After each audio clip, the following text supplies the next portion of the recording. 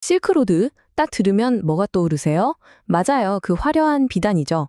근데 말이죠. 이 길 위를 오고 간 게 비단뿐이었을까요? 천만에요. 오늘은 상품을 넘어서 어마어마한 신앙과 사상을 실어 나른 그 대상들의 발자취를 한번 같이 따라가 보려고 합니다. 보통 실크로드 하면 당연히 비단길 이렇게 생각하잖아요. 근데 과연 그게 전부였을까요? 어쩌면 이 질문이야말로 실크로드의 진짜 이야기를 여는 뭐랄까 마스터키 같은 걸지도 모릅니다. 우리가 흔히 아는 그 통념 오늘 한번 제대로 깨보자고요. 네, 그래서 실크로드는 그냥 단순히 동과 서를 잇는 하나의 길이 아니었습니다. 수많은 길이 만나고 겹치고 말 그대로 거대한 문명의 교차로였던 거죠. 지금부터 비단, 그 이상의 이야기가 시작됩니다. 무려 6,400km. 와, 상상하기도 힘든 거리죠. 바로 이 어마어마한 거리가 동과 서를 잇는 문명의 대동맥이었던 겁니다. 이 길 위로는요, 상품뿐만 아니라 눈에 보이지 않는 생각, 기술, 그리고 오늘 저희가 집중해 볼 바로 그 종교가 함께 흘렀습니다. 자, 이 거대한 네트워크의 동쪽 끝에는 심정과도 같은 도시가 하나 있었습니다. 바로 당나라 시대의 수도, 장안이죠. 100만 명 이상. 와, 이게 당시 장안의 인구였다고 합니다.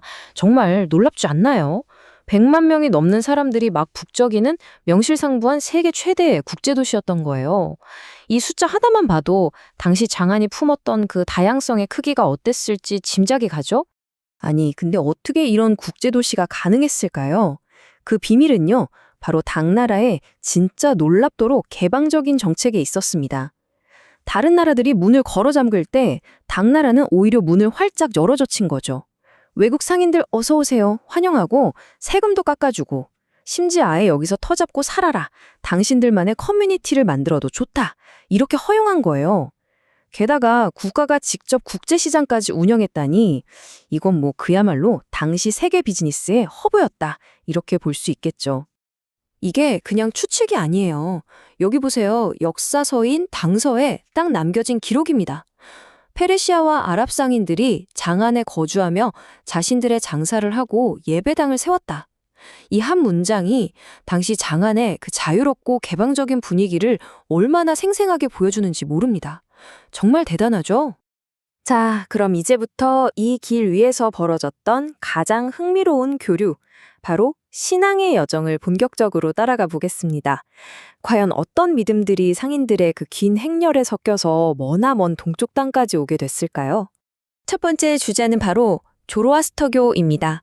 우리한테는 불을 숭배하는 종교, 그래서 배화교라고도 알려져 있죠.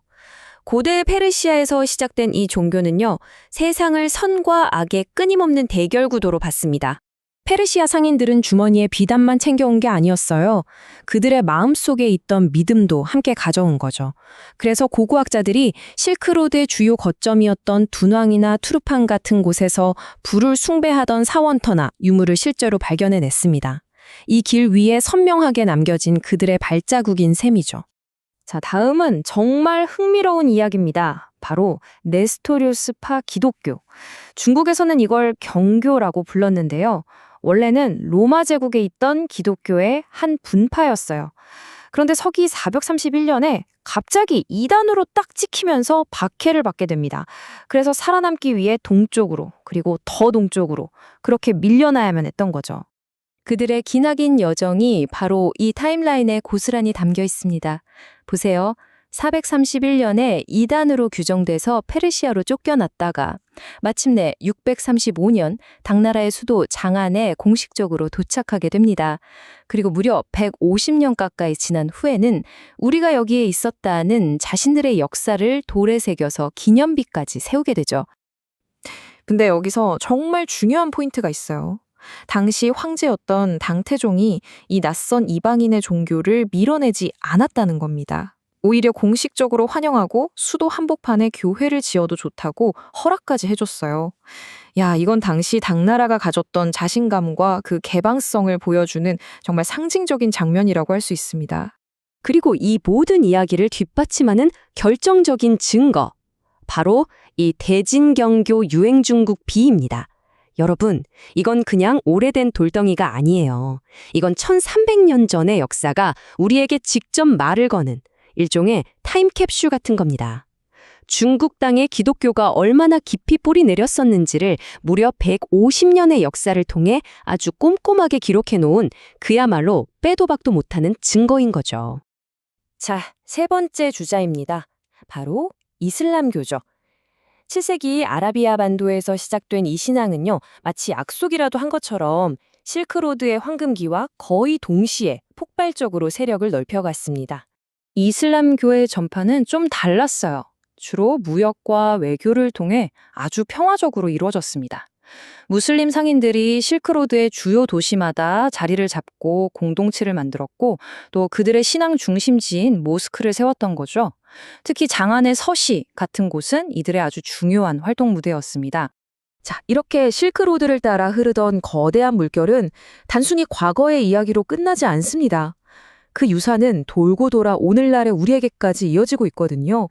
실크로드는 절대로 일방통행로가 아니었습니다. 이 표를 한번 보세요. 정말 역동적인 교류가 느껴지지 않나요? 동쪽에서는 종이, 화약, 나침반 같은 혁신적인 기술이 서쪽으로 건너갔고 반대로 서쪽에서는 유리 만드는 기술이나 새로운 작물, 그리고 우리가 오늘 쭉 살펴본 여러 종교와 철학이 동쪽으로 흘러들어왔습니다. 서로가 서로에게 배우고 영향을 준 거죠. 하지만 이 위대한 길의 시대도 영원할 수는 없었습니다. 10세기쯤 되면서 중앙아시아의 정치 상황이 좀 불안해지자 세계 무역의 중심이 육지에서 바다로, 그러니까 해상 향신료길로 서서히 옮겨가기 시작합니다. 자, 이제 오늘의 마지막 질문을 던져봅니다. 과거의 대상들이 낙타등의 신앙을 싣고 그 멀고 먼 사막을 건넜잖아요. 그렇다면 오늘날 우리의 새로운 실크로드라고 할 수 있는 이 인터넷 케이블과 글로벌 공급망 위에서는 과연 어떤 생각과 믿음들이 보이지 않게 오가고 있을까요? 이건 우리 모두가 한 번쯤 깊이 생각해 볼 만한 질문이 아닐까 싶습니다.